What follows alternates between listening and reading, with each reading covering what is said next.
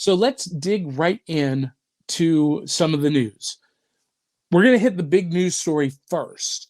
If you haven't heard today, Nelson Peltz, who is a Disney stockholder, he has been very critical of Bob Iger and Kevin Feige recently. And basically, I'm going to lay it out there. This guy is a miserable 80-year-old racist and misogynist. He asked the question publicly, why do I need an all-women Marvels? He said, why do we need an all-black cast in Black Panther? And he criticized Disney for being woke. And so he made a power play to put his own people, his own candidates on the Disney board of directors. The board of directors voted today and they rejected his candidates. It's a huge victory for Bob Iger, for Kevin Feige, and for Disney in general, because it's a victory against toxic fandom. And there is this fandom out there, and I'm looking at you, Yellow Flash 2. I'm looking at you, Quartering. I'm looking at you, Nerdrotic. I'm looking at you, Star Wars Girl. I'm looking at you people who create this rage bait, everything sucks, everything's horrible, get woke, go broke content. And the only people who use the word woke are people who are misogynists, racists, and bigots. You know what woke stands for? Woke stands for whatever offends Klansmen easily. Look, I know we don't get into politics here. We don't really dive into this, but this is an issue that really bothers me. And I've said it before. People say, Johnny, when did you go woke? When did you become a liberal? When did you start, defending this diversity? And the answer is really simple. It was in grade school. It was the year that I got to graduate from the Crayola 8, the box of 8 Crayola colors, to the 64 color box with the sharpener on the back. And then later on in 6th grade came the 120. 64 changed my life creatively, because you're so limited when you just have 8 colors in the palette. And I'm not really talking about colors. You understand what I'm talking about. I'm talking about the diversity of the world around us and the different people, the different personalities, the different abilities, the different walks of life. All of that is equatable to that 64 crayon box with the sharpener on the back. And it was at that moment that my creative world was unlimited. You see, Disney and Warner Brothers and Sony and whoever else you want to throw in the pot, doing more racially diverse and minority diverse projects, or including more diversity in their projects, is not force feeding wokeness down your throat. It's correcting 100 years of exclusionism. Look, I saw one guy post, he said, I just want to watch movies that feature people who look like me. He was a white guy, white middle-aged guy. Well, if that's what you want, there's 100 years worth of content that you can go and enjoy, but that's not the world we live in anymore.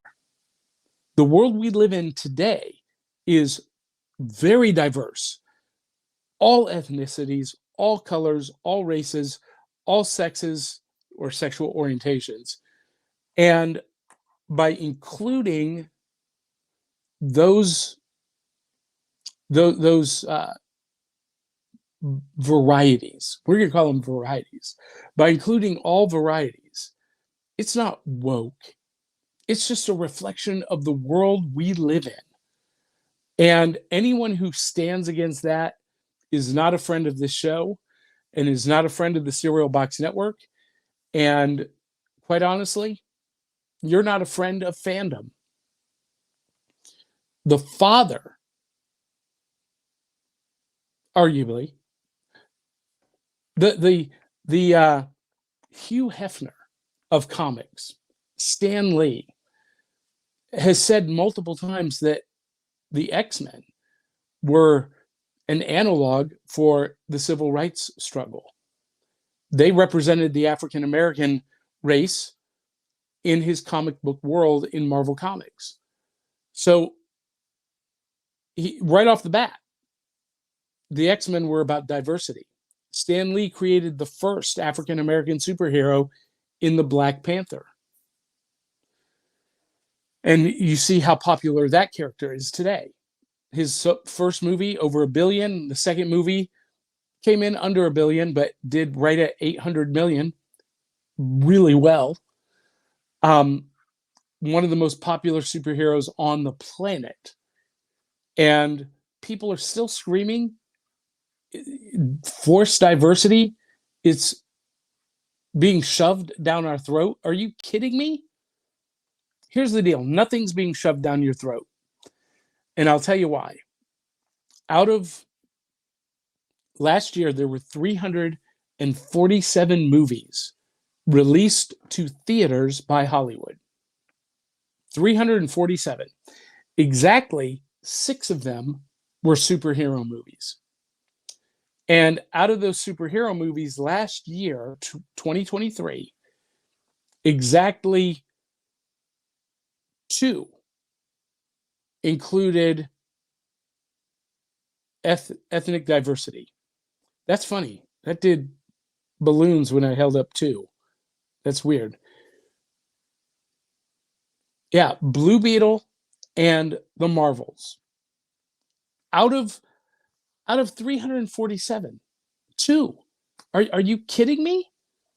That's not forcing anything down your throat. Let's talk about comics. There are thousands of comics published every month. Not every year, every month. And if one of them has an African American character as the lead, or has a gay couple, or is an all-female cast, all-woman cast, that's not being forced down your throat. You've got thousands of other choices. As long as there are other choices, nothing is being forced down your throat. So that's what I have to say about that. And we have a comment here. Wanda Jean Watson says, amen. Well, thank you, Wanda Jean Watson. Glad you are watching and glad you would comment. This is an issue that's really important to me. One, because I've got a daughter, and my daughter is strong, independent, talented, and smart. And I want her to feel like she has a place in any industry that she chooses to go into. At one point, I fought for women magicians, and I still do, because I'm a magician, and I wanted to foster an environment that if my daughter decided to become a magician, that it would be welcoming to her in an even playing field. And I was one of the guys for years early on, really fighting that fight. And it's paid off. It's paid off. And she chose not to go in that direction. But when I started this show, I wanted to set an example for her and show her that, the geek pop culture community isn't just for men. It's not just a sausage party. And that's why all of my co-hosts are women. That's why the majority of the hosts on the Cereal Box Network are women. It was my goal specifically to create a place where women could have a voice in the geek pop culture community. Because most of the shows that do what we do are toxic sausage fests. So I wanted to be opposite of that. And that's a big part of our social mission. So I want to know what you think about today's win for Disney and Bob Iger and Kevin Feige against Nelson Peltz. I would love to know what you think.